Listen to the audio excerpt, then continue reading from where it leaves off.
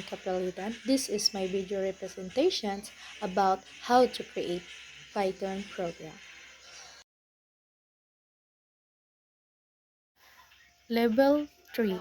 Program that declares one value to multiple variables e equal to b, b equal to c, quotation mark ect, print, close parenthesis, quotation mark, the value of a is colons, quotation mark equal to e. Friend, close parenthesis, quotation mark, the value of b is colon, quotation mark equal to b.